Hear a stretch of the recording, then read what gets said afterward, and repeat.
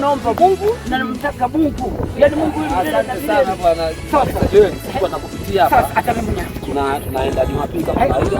Hata kukutana tarehe 15 mwezi wa 7. Leo kama mwezi wa 7 kama tarehe 19.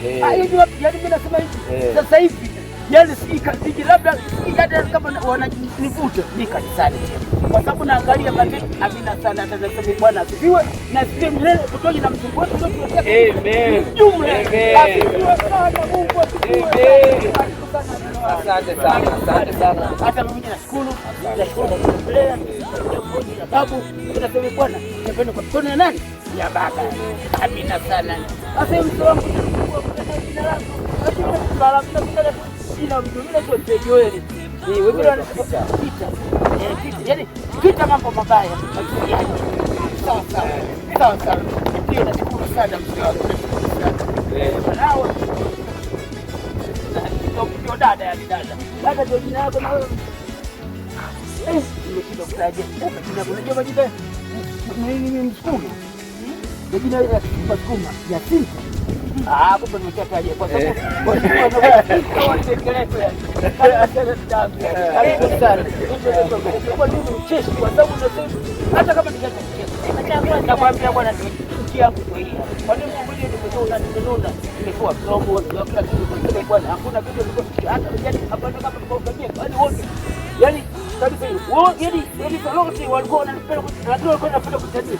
Ajo makini mwapa na mimi mwenyewe naitika kwa nini tajina pia hata mimi mwenyewe kweli mwapa sio kwamba. Asante bwana Joeli. Shukrani bwana. Bwana asifiwe sana. Amina. Karibu sana. Karibu sana.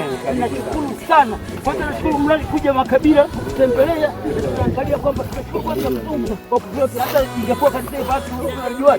Hapana, bila kanisa tusingekuwa. Wale watu ndio kwa kwetu fulani na kimbilia lakini mpaka sasa tunashukuru mtungu wetu yani. Tunasema Bwana asifiwe. Tembeni utakuwa mkono ya Mungu yani. Shukrani Bwana. Shukrani mzee wangu. Shukrani dada. Mwana wote ni watoto wangu. Unajua mimi na miaka 59. Sasa mtu mkubwa.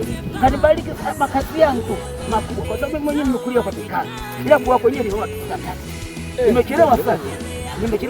Lakini mpaka sasa najikuku 10. Nimechelewa. Wengi hadi hapo shukuru Mungu sana. Sasa nyinyi maka wengi na watoto watatu wawili basi umeshatoka. Sasa sio gogo utakuta mpaka 12. Ndio maana utakuta unapata juu chap yani. Nasema Mungu wetu Mungu Bwana mzee.